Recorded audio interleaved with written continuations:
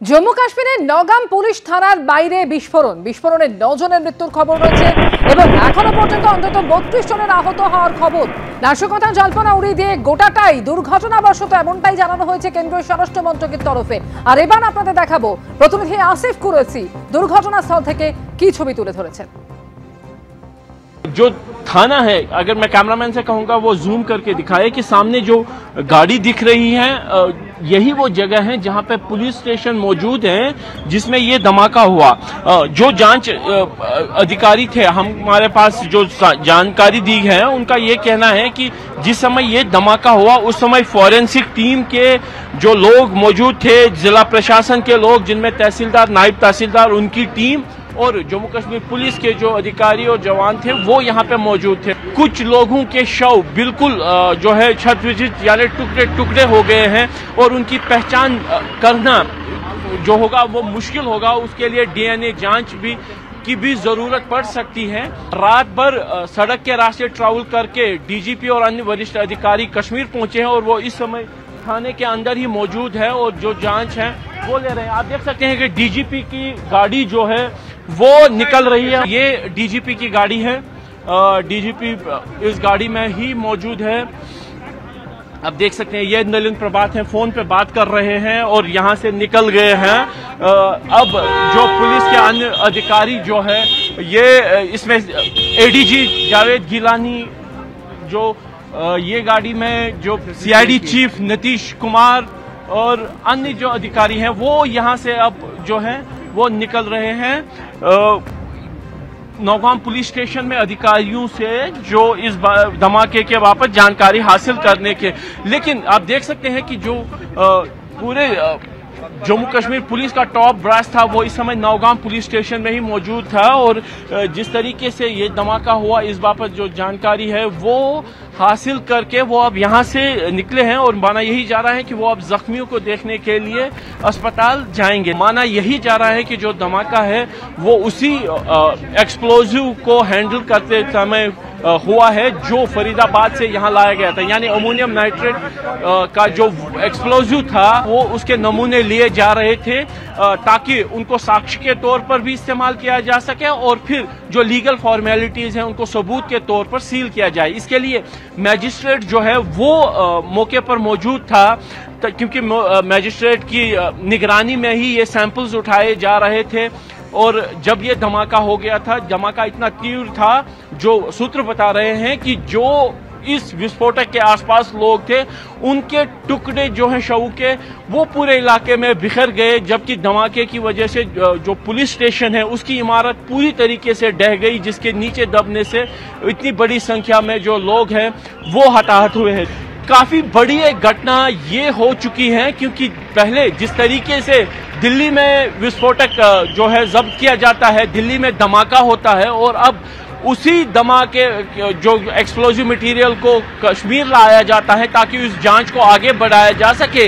यहाँ पे उसी नौगाम पुलिस स्टेशन में धमाका होता है जहाँ से इस साजिश को खंगालने का काम शुरू हुआ था। इसकी शुरुआत हुई थी और एक धमाके में न सिर्फ जम्मू कश्मीर पुलिस बल्कि फॉरेंसिक टीम और जम्मू कश्मीर प्रशासन के 2 अधिकारी भी इसकी चपेट में आकर उनकी मृत्यु हो जाती है। एक बड़ी वारदात हो जाती है।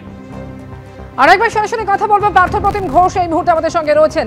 পার্থপ্রতিম, দিল্লিতে তুমি রয়েছো যেখানে 10 তারিখে এই বিস্ফোরণ ঘটে যায় এবং তারপর সেখানকার ছবিও তুমি আমাদের দেখিয়েছো। আর দিল্লি বিস্ফোরণের আগে এবং পরে আমরা দেখেছিলাম যে ফরিদাবাদ থেকে প্রচুর পরিমাণে বিস্ফোরক উদ্ধার করা হয়েছিল।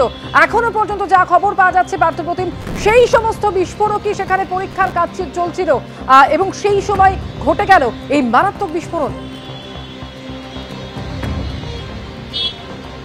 দেখো একেবারেই দেখো এবং ঘটনাক্রমটা তোমার যদি বলি গত 9 তারিখ এবং 10 তারিখ জম্মু কাশ্মীর পুলিশ ফরিদাবাদ পুলিশকে নিয়ে দিল্লি পুলিশের স্পেশাল সেলকে নিয়ে তারা একটা অভিযান চালায় ফরিদাবাদে এবং সেখান থেকে 2টি বাড়ি থেকে প্রায় 2900 কেজি সেখানে হচ্ছে বিস্ফোরক উদ্ধার হয়, যার মধ্যে 358 কেজি যে বিস্ফোরক উদ্ধার হয়েছিল ফরিদাবাদের আল ফালা ইউনিভার্সিটি থেকে 500 মিটার দূরে ধৌজ এলাকা একটি বাড়ি থেকে।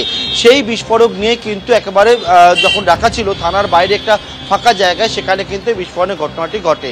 গত 9 এবং 10 তারিখ ফরিদাবাদ থেকে উদ্ধার হলো এবং উদ্ধার হওয়ার পর 10 তারিখ সন্ধ্যেবেলা একবারে ভয়াবহ বিস্ফোরণে লালকেল্লা চত্বর কেঁপে উঠল।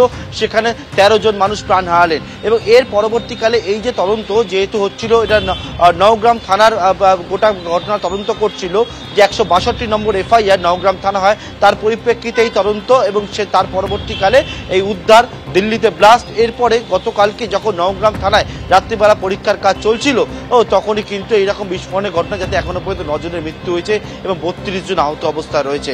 অর্থাৎ এটা হচ্ছে গোটা ঘটনাক্রম এবং এই বিস্ফোরণকে যে তীব্রতা কতটা ছিল সেটা দিল্লিতে লালকেল্লার এলাকার মানুষরা টের পেয়েছিল এবং তার পরবর্তীকালে গতকালকে দেখতে পাচ্ছি একেবারে থানা সম্পূর্ণভাবে ভস্মীভূত হয়ে গেছে, প্রায় থানা ক্ষতিগ্রস্ত হয়েছে, আশেপাশে এলাকা ক্ষতিগ্রস্ত হয়েছে এবং যারা সেই সময় বিস্ফোরণের কাজে ছিল তাদের দেহ একেবারে ছিন্ন বিচ্ছিন্ন হয়ে বিভিন্ন জায়গায় ছিটকে রয়েছে। সেটা কিন্তু উদ্ধারের কাজ এখনো পর্যন্ত চলছে। ধন্যবাদ পার্থ তোমাকে। যেখানে এই বিস্ফোরণ ঘটেছে তার আশেপাশের এলাকাও ক্ষতিগ্রস্ত হয়েছে, স্থানীয়রা কি বলছেন শোনাবো। पुलिस स्टेशन नौगांव में धमाका हो गया, तो वो जो बाहर से वो लाया गया था उसका वो एक्सपेरिमेंट कर रहे थे कुछ और पैकिंग कर रहे थे। उस सिलसिले में इसको भी बुलाया गया था, तो उधर वो मजिस्ट्रेट के सामने और पुलिसकर्मियों के सामने वो धमाका हो गया अचानक, तो उस वजह से उन पुलिसकर्मियों के साथ ये भी शहीद हो गए उधर। আর এবার আপনাদের দেখাবো গত 10 তারিখ যখন দিল্লিতে বিস্ফোরণ ঘটে। 10 নভেম্বর সন্ধে কান ফাটা বিস্ফোরণে কেঁপে উঠেছিল দিল্লির লালকেল্লা চত্বর এবং সেই সময় প্রাণ হারিয়েছিলেন 13 জন, আহত হয়েছিলেন বহু মানুষ। আর সেই বিস্ফোরণের অভিঘাত কেমন ছিল তা বোঝা যাবে এই সিসিটিভি ফুটেজে নজর রাখলে।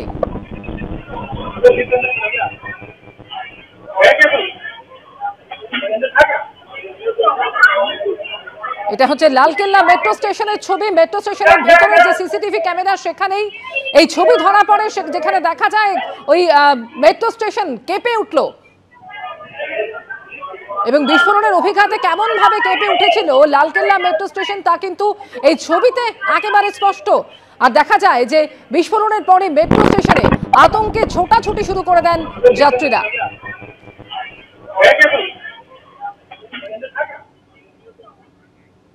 দিল্লি বিস্ফোরণ এবং তারপর আমরা দেখেছি যে একযোগে এনআইএর তরফ থেকে 5 রাজ্যে তল্লাশি চালানো হচ্ছিল।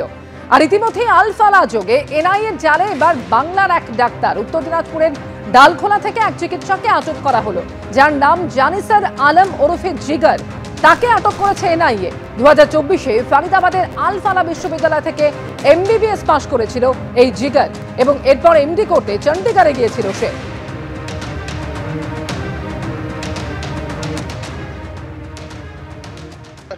স্কুটার নিয়ে কোনো একটা ছেলে আসলো, তার সঙ্গে কথা বললো। তা আমি ভাবলাম কি হয়তো ওই ব্যাপারেই জিজ্ঞেস করছে। কিছুক্ষণ পরে ওকে গাড়িতে তুলে নিল। গাড়িতে তো আমরা এখান থেকে যেতে ওরা কিন্তু বেরিয়ে গেল। 3টে গাড়ি ছিল এবং যারা ছিল তাদের কারো কিন্তু পুলিশের ড্রেস ছিল না, সিভিল ড্রেসেই ছিল। সেরকম কোনো কিছু না, ওরা ঘিরে নিল, তো ঘিরে নিয়ে ওনাদের গাড়িটা আবার ওনা এগিয়ে চলে গেল। এবার গাড়িটা ঘুরলো, ওনাকে ভিতরে ঢুকিয়ে নিয়ে ওনারা ঢুকে গেল, গাড়িগুলো তুরন্ত এই রোডটা দিয়ে বেরিয়ে গেল।